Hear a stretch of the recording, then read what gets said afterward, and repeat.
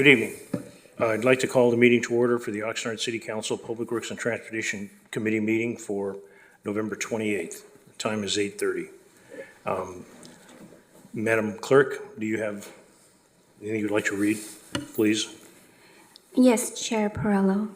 The public may view the meeting from home on Spectrum Channel 10, Frontier Channel 35, or at youtube.com/Oxnard News. Video recordings of the meeting are typically available online following the meeting at the city's website. The public may participate in the meeting in the following ways. 1. Attend the meeting in person at 305 West 3rd Street and submit a speaker card to the city clerk. 2. Submit a request to speak remotely by no later than 3 p.m. on the day of the meeting by using the form available at www.oxnard.org/citymeetings. And 3. Submit an email to cityclerk@oxnard.org or contact the city clerk's office at 805-385-7803 no later than 3 p.m. on the day of the meeting. To provide public comment during the meeting, please dial 888-475-4499 and enter the meeting ID and passcode located on the agenda. Public comments will be taken following the announcement of the item. Detailed participation instructions can be found at www.oxnard.org/citymeetings. Thank you. Thank you very much. We'll move to point A, roll call, posting of the agenda and flag salute. And I've asked Mr. Aurelio if he would lead us in the flag salute when it comes to that time. Member Zaragoza? Here. Member Valenzuela Zavala? Present. Chair Perello? Here. We have a quorum, and the agenda for this meeting was posted in the City Hall Bulletin Board on November 21st, 2023. Thank you very much. Let's lead, and after a moment of silence, just for people who are in a lot worse shape than we are. Put your right hand over your heart. Ready, begin. I pledge allegiance to the flag of the United States of America and to the republic for which it stands, one nation, under God, indivisible, with liberty and justice for all.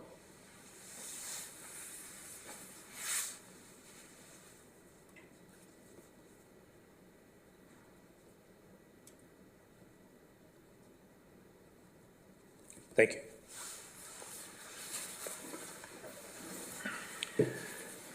Madam Assistant Clerk, do we have any public comments for items not on the agenda?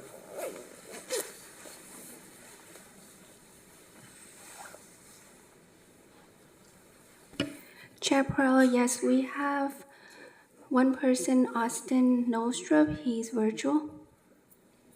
Okay. Austin, please press *6 to unmute, and you have 3 minutes.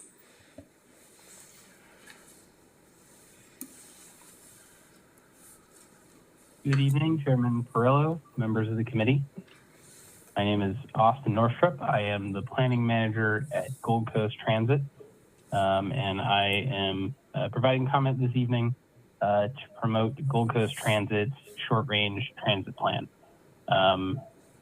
In late October, we opened a survey to solicit feedback from members of the community about transit needs throughout the Gold Coast Transit District.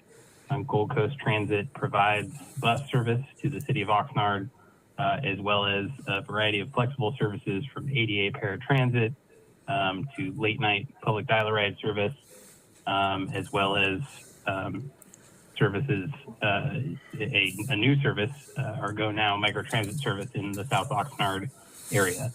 And so we just wanted to bring awareness to the development of the short range transit plan and encourage folks to go out and take the survey.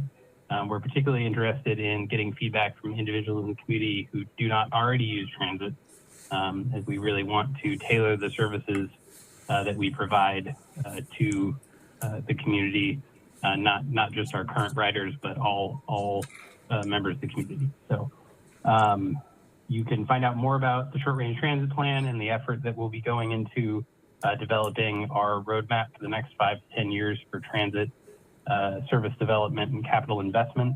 You can find that at gctd.org/SRTP24. And there's a link to the survey there. And we would encourage both the members of the committee as well as just the general public in Oxnard to take that survey. That concludes my comments. Mr. Northstock, thank you very much for your comments. Can you please give the address again where the public can find your survey? Yes, it is gctd.org/SRTP24. Thank you very much. Thank you. You're welcome. And there's no other. Chair Perrella, there's no additional speakers virtually or in person for this item. Okay, moving to the next item on the agenda is the consent agenda. And this one is the City Clerk's Department, approval of the minutes. The recommendation that the Public Works and Transportation Committee approve the minutes for the November 14th, 2023 regular meeting as presented. And are there any requests to make changes, additions, or hold off on the minutes? And I would just like to make one statement. It was a 2-hour and 12-minute meeting on one item, an extremely good meeting, I thought. But the recommendations of the board? Move approval. Second. Okay. Please vote. And there's no comments on this? Chair Perrella, there's no public comment virtually or in person for this item. Thank you very much.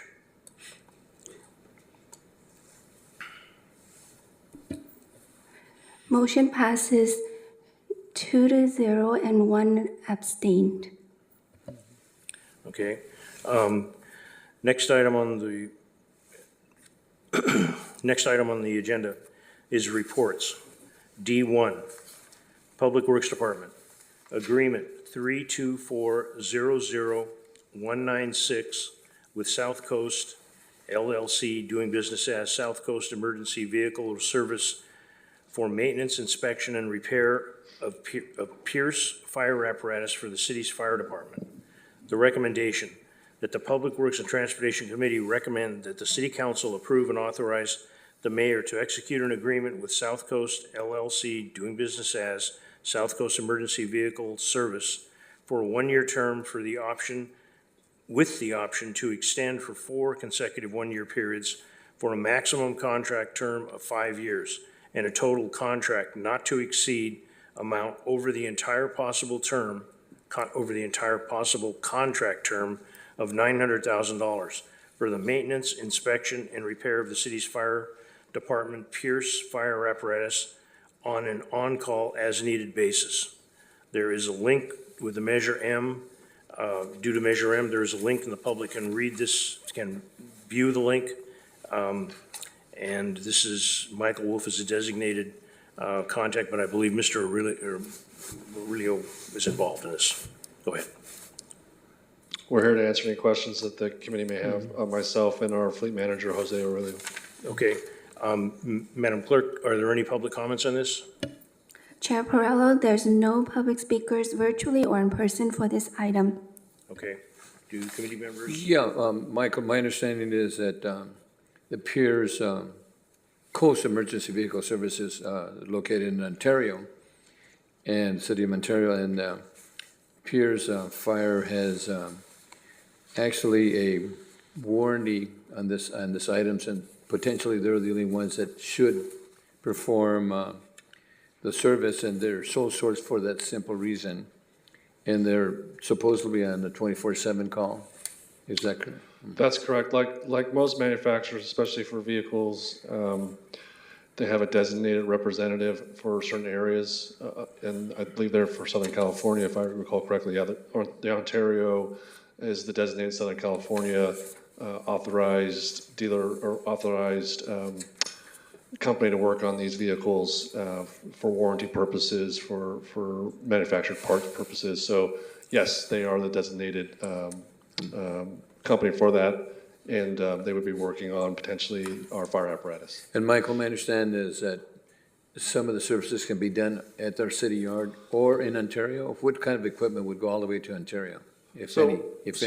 Yeah, they would take the actual apparatus to Ontario, so we would take the fire truck, the fire engine, if it's necessary. Some of the services that can be done here is maybe a tweak in some of the electronics that can be done on site, but they do testing. Jose, if you want to come up, I think they do testing as well, so they'll do those at their facility, right? Good evening, Mayor, Council. Jose Arreola, Fleet Services Manager. Yes, there is testing certification that has to be done on these apparatus, especially on the aerial devices, where the firemen climb the ladder and things like that need to be certified for their safety and for the public safety. There's also the fire pumps that need to be certified on a yearly basis. We currently have 2 units there being worked on. One is a annual service on the aerial device, and a few other small items that needed to be taken care of by them for warranty purposes or. So, Mr. Chair, so during the time that we have equipment in Ontario, we have equipment here in Oxnard that can cover in case of emergencies? Yes, we currently have equipment in service that covers. Okay, thank you so much. Thank you. Thank you, Mr. Chair. Thank you. A couple of items. This firm has been doing business for over 18 years, and it's the only one that can do it, and we have 15 pieces of Pierce fire apparatus. When we do need to send something to Ontario, do we drive it down, or do we haul it to keep the miles off our vehicles? We have the option to drive it down there ourselves, or they actually have a delivery service too at a fee. That sometimes makes sense because you're sending 2 people out there. Depending on what the fee is and the size of the apparatus is where they come up with a fee. Okay. And just my own personal thing, putting our trucks at risk on the freeway with the wacko drivers on the freeway, I'd feel better on a carrier, but I trust your judgment. The issue about, in the contract, there is a statement about compensation, and I appreciate that this is in here, and it's an item that has to do with the agreements, trade services agreement between City of Oxnard and South Coast, and it talks about 9.1. If any price increase is granted by the city, the increase shall not be greater than 3% from the prior year. I appreciate that we're watching out for the city, that way we don't get a big shock. And the only other thing that I have was the living wage requirements, the prevailing wage requirements, the compliance with the California Department of Industrial Relations. There was discussions at a last council meeting that organizations wanted us to look into auditing the pay for individuals in contracts outside of public contracts. And we do have a specific item on this contract agreement, number 32, that the service provider, which is 32 is an audit, the service provider shall maintain all such records in the city. Just one question on that. In the city of Oxnard or in the city of Ontario? The city of Oxnard. Okay. And that answers my questions. I appreciate that there's something like this, and it would be a big jump to require every contract in the city of Oxnard outside of a public contract to somehow climb into the same bathtub as this. That's my only comment. And again, any further questions? And Madam Clerk, are there any comments? There are no comments. What is the recommendation? A motion to approve? Second. Please vote. Motion passes 3-0. Thank you. Thank you both very much. Next item on the agenda, number 2, Public Works Department again, subject, agreement 324-00247 with Quest National Holdings, doing business as Quest National Security for security guard services at various city locations. The recommendation, that the Public Works and Transportation Committee recommend that the City Council approve and authorize the mayor to execute an agreement with Quest National Holdings, doing business as Quest National Security, for an initial term starting January 1, 2024, ending December 31st, 2024, with the option to extend through December 31st, 2028, and for a total contract not to exceed amount of $6 million for security guard services at various city locations. Again, because of Measure M, there's a video presentation. There will be no physical presentation here, but there is opportunities for the public or the council to ask questions. Do we have any public speakers on this item, Madam Clerk? Chair Perrello, there's no public speakers virtually or in person for this item. Thank you. Do members? Yeah, Michael, the one question I have is, which is kind of unusual. We have the contracts going in calendar year as opposed to fiscal year. Is there a reason for that? The short answer is no, but the longer answer is we have a contract that is expiring at a certain time frame. So we want to make sure that we don't go without those services. So that contract is expiring at the end of this calendar year. Calendar year. So we wanted to make sure we have services continuously. And that's basically what I was thinking, because they're expiring here at the end of this month, I think, or. Right, so I mean, we can have contracts that expire in February or March or April. There's not a true necessity for it to expire in a certain, like January, December, or even June or July for fiscal years. We try not to make sure they all expire at the same time. It's very difficult for us to do that, right? That makes sense, yeah.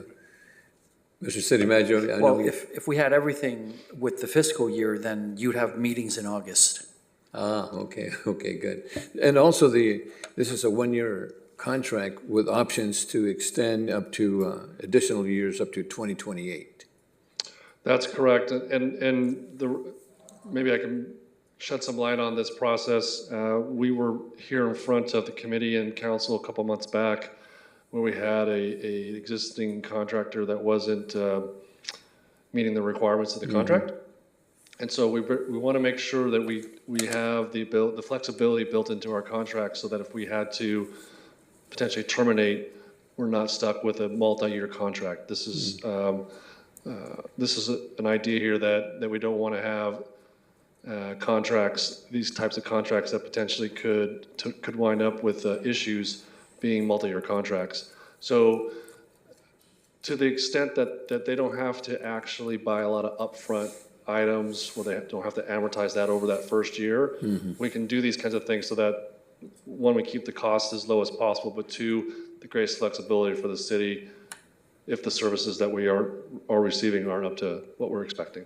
It makes sense too, but according to your presentation, we're covering numerous facilities, from the water over here on 3rd Street, where you have armed guards, and other facilities like ER, and then over in the wastewater and other areas that we cover, which I think is extremely important that we do that. 'Cause those are items that are extremely important for health and safety reasons that need to be protected. Correct. We have essential facilities that provide essential services, health and safety services. Unfortunately, some places we do have a lot of activities that need to be monitored from this standpoint. And it's an opportunity for us to protect those precious essential facilities that we provide. Also, to be kind of the first deterrent for any unwanted activities. Obviously, some places we aren't using armed guards, so we would obviously bring in the police when that is a necessity. But this also provides a presence for just deterrence, if you will, as well. I mean, OTC, if you've been to the OTC, That's right. having a physical deterrent there is very helpful. OTC is really important here. They also, I read, but heard that you had 10 proposals. And consequently, Quest became, or met all the city requirements, which I think is extremely important too. Correct. We did an evaluation process. So if you look at the staff report, I'm going to just read we use qualifications, experience, and the history of similar sized clients, the references, the cost, and the overall completeness of the proposal. that's the basis that we use to evaluate these proposals. And lastly, Mr. Chair, why armed guards in the Colonia? Is that because of the water? That's probably the most important facility that we have? Armed guards there. Right? Yeah, it's written in the staff report, but that's part of it. Part of it is it's a very essential facility. It has chemicals. It has the ability to affect a lot of our customers if something gets tampered with or vandalized. It has a very high possibility of property damage if something gets tampered with because of the volumes and the pressures that we're using. And it's in an area that constantly has that kinds of activity. So it's been consistent that we use armed guards in those areas. And I wanted to share that because I want the public to understand how important that facility is, and that's why we need to protect it, which is that water is a lifeline item, for all of us. And there's lots of things that are there. I don't want to advertise this too much, but that have value. That's right. In terms of copper and steel, that kind of stuff. So we want to make sure we have, I don't want to advertise it too much, but yeah, so it's important that we protect those things. Thank you, Mr. Chair. I think we definitely need security. A couple of questions that I have. With the types of guards that we have armed guards and we have unarmed guards. Where the armed guards are working, is our police department aware at all times where the armed guards are working? Yes. So we don't have an issue. The second one is, and I ask this only because I serve on another board where there was a security company and there was an accident and it involved the property of their board, and it turned out that the security company did not have insurance on their vehicle. On page 52, there's a dedicated patrol vehicle. Do we check that vehicle has insurance? So we actually require the contractor to carry insurance, and then insurance actually has to protect or cover all vehicles, if I'm correct. Yeah, and it's in our contract documents. There will be a specific insurance exhibit. I believe it's Exhibit C, and it will require general liability, workers' compensation, and auto insurance, and any other type of incidental insurance is required under the agreement. And I think we require all owned and leased vehicles to be covered under that insurance, correct? Correct, anything that's operated by their staff. And if, just worst case, if something were to happen to one of the guards working for us in this vehicle, are there methods by where we know that vehicle is at all times? I don't believe we are required or have required for the company to give us the GPS coordinates for those vehicles. And I don't know if this company tracks their vehicles like we do of our own vehicles, so that's not a question I'm able to answer. Okay, thank you. I do agree that there are some drinking water is extremely special, and the sewer plant is extremely special for the liability if something goes wrong and we get fined for polluting waters of the United States. So I am in total support of this. Madam Clerk, are there no one is called in? Chaparral, we have no speakers virtually or in person for this item. If the committee will indulge, any recommendation? Move to approve. I'll second that. Please vote. Motion passes 3-0. Next item is Public Works and Transportation Committee, again, subject, blanket purchase order for Flow Systems Incorporated for wastewater effluent pumps and right-angled gear and future supplies. Recommendation, the Public Works and Transportation Committee recommends that the City Council approve and authorize the purchasing agent to execute a blanket purchase order with Flow Systems Incorporated in the amount of $400,000 for the purchase of pumps, gear drives, and supplies for the wastewater division through June 30th of 2024. There is a video presentation, but with Measure M, there will be no presentation here. If I can, I'd like to read just the background paragraph. Is that okay? Yeah. Okay. A lot of people don't realize what's involved when you turn the crank on your toilet tank and you flush the toilet. but the wastewater division treats approximately 17 million gallons of wastewater each day. I want to repeat that. 17 million gallons of wastewater each day. That's a lot of material. As part of the process, treated wastewater is pumped into our ocean outfall using a primary pump commonly referred to as Big Red, with a pumping capacity of 20 million gallons per day. Big Red pumps over 98% of all treated wastewater that is permitted to be discharged into the ocean and generally runs 24 hours per day. Big Red is over 40 years old, well past its useful life, and has no redundant backup.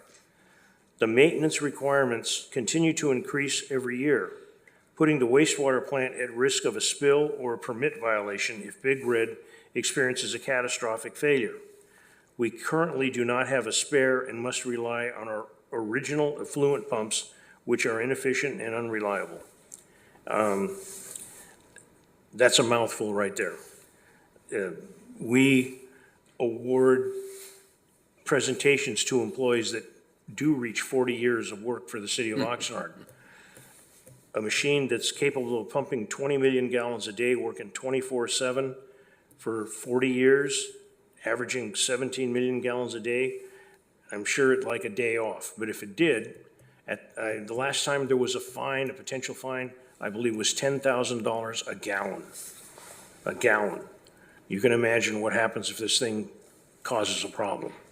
So, do we have any public comments on this item? Chair Perrello, we have no public speakers virtually or in person for this item. And I'll take the prerogative of the chair. People don't care. They just turn the handle, it flushes, and no concern. So, ladies and gentlemen of Oxnard, you should be paying attention. Do we have questions from the members? I agree with you, Mr. Chair. We need to take care of Big Red. No questions. The only question that I really asked on this one was, in the contract, there was a issue, and it had to do with entertainment expenses. And I know it came under the item not included, but I'd never seen that in a contract coming to the city of Oxnard. The Public Works Director addressed it. I appreciate that.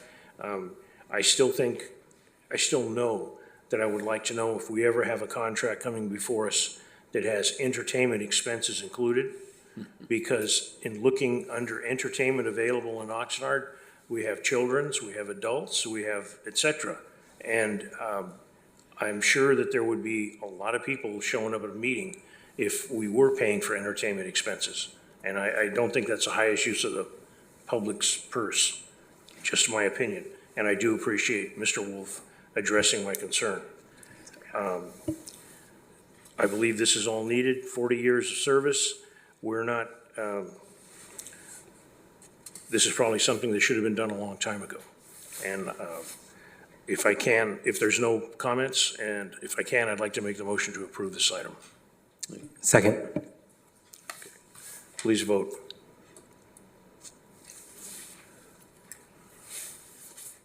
Motion passes 3-0. Next item on the agenda, D4. Subject, Agreement 324-00250 with NBS Government Finance Group for Special District Administrative, Professional, and Technical Services. The recommendation that the Public Works and Transportation Committee recommend that the City Council approve and authorize the mayor to execute the agreement with Government Finance Group for ongoing administrative, professional, and technical services for the Special District Division. Excuse me again. Special, in the amount not to exceed $1,028,484 for a maximum 5-year term of the agreement, with the initial agreement term of 3 years ending December 31st, 2027, after which the agreement may be extended for 2 additional 1-year terms with a fully extended final term ending December 31st, 2029. Again, there is a video presentation, but due to Measure M, there will be no presentation at this meeting. Do Do we have any, it's, well, tremendously important item. Do we have any public comments on this? Chair Perrello, there's no public speakers virtually or in person for this item. Committee members, do you have any questions or comments? A couple of questions. Michael, this is for professional and technical services regarding the CFDs and water districts and maintenance assessments and those kind of, is that for administrative concerns during the process that we're engineering and looking at all these districts? Right, so I can put these in a kind of two buckets, if you will. If you recall, every year we bring forward through the committee and the council and our finance committee, our annual assessment process. Right. If you look at like landscape maintenance districts, they require to have, through the governances, required to have an engineer's report. MBS prepares those engineer's reports for us. So that's kind of the one bucket. Then throughout the year, as the assessment engineer, they help provide technical support and services necessary throughout the year to answer questions that may come up from property owners or inquiries about the assessment itself or how the engineer's report's put together. So they provide services throughout the year as well. And I think I read it or it was mentioned that potentially if we have a new buyer into the CFD or an assessment district, they can research the history and then add that into the escrow and make sure that the purchasers understand that what they're getting into, which I think is extremely important. Otherwise, we wouldn't know. We probably would, but they have the expertise to check out, what the cost is and what the agreements are for CFDs, assessments, and so forth. Yeah, that's one of the examples that's in the staff report about the ongoing services that they can provide throughout the year. And Mr. Chair, I think MBS is a sole source item also. Is that correct? So we actually did a solicitation for this, but they were the only company that provided a proposal. So consequently, they became the sole source. Correct, by default, but we did go out with a traditional solicitation for RFP. Thank you, sir. The only comment that I'd like to make, there is the ability under the contract number 32 under audit. If the city has the option of inspecting, auditing, and/or reproducing all records and other written materials used by the consultant in preparing its billing to city as a condition precedent to any payment to the consultant. We're not just giving a blank check, turning over, do this, and we'll give you so much money. There is the ability, they have to prove what they have done if asked for by the city. Or if a resident were to ask the city of Oxnard, for certain information, there would be, in a timely manner, that information would be coming forward, if it is available. So we would be paying against invoices, and those invoices would have the scope of services that are provided. We do have a general additional services section. So for example, as the mayor mentioned, if somebody calls and says, hey, we're getting ready to purchase this property, we'd like to understand what the special assessment is or could be, that's kind of a on-call or a general services kind of request. The preparation of engineers' reports, that's the annual process. Those are all identified, and we would be paying against those invoices for that. Mm-hmm. A bit off subject, but I could ask the attorney. With respect to fees for landscape for the various special districts, when individuals buy properties, are those fees usually shown by the realtor, or is it simply, this is what the house is going to cost you? Because sometimes going to neighborhood council meetings, it seems like people don't realize what they were getting into when they bought specific properties. Unless somebody shows them a copy of the property tax bill that they get that has a breakdown of everything, I'm not really sure how they would go about finding that information if it's not provided by the realtor or if they don't do their own due diligence. But Mr. Chair, potentially there's disclosures that they have to be divulged, not only for assessments, for almost everything, by the brokers or realtors. They would have to look for it. If they ask, it should be provided by their realtors, but in terms of the process for each property owner, I don't know how that goes. So if I can maybe address it in a different way. I think the question was about the dollar amount. That was really the kind of the question. Right. So having seen escrow documents for purchases of properties before, they estimate the property tax. They also include that information about any special assessments that are on there. So it's in those documents. You actually have to search for it. What the mayor was bringing up is that as part of the requirements for selling a property within an assessment district, it has to have a disclosure statement in there that has to be signed by the purchasing property owner, that I acknowledge that this is an assessment district. That's a document that has to be signed. Yeah, and as the city manager is saying, it's probably one of 1,000 pages that you're signing, right? Exactly. So sometimes you skip over it because it's one of 1,000, but that disclosure statement's in there if they're. But they should be there, absolutely. Correct. So I think there's two parts to that question, one about the dollar amount, and one about the And one is disclosure. the disclosure, yeah. That's all that I had in the way of a question. Thank you very much. The recommendation of the council? Need a motion to approve? Second. And again, there's no comments from the public, Madam Clerk? Chair Perrello, there's no public comments. Please vote. Motion passes 3-0. Okay, committee members, do you have any recommendations for items for future agendas? I don't, no. Okay. No, sir. The only request that I would make for future agenda, if any agenda items had been requested in the future, we can get an update on how those things are going. And with that, City Attorney, do you have any comments you'd like to add? No. City Manager? No, thank you. Madam Clerk? No. Okay. With that, wish you all a safe and sane holiday season. And thank you very much for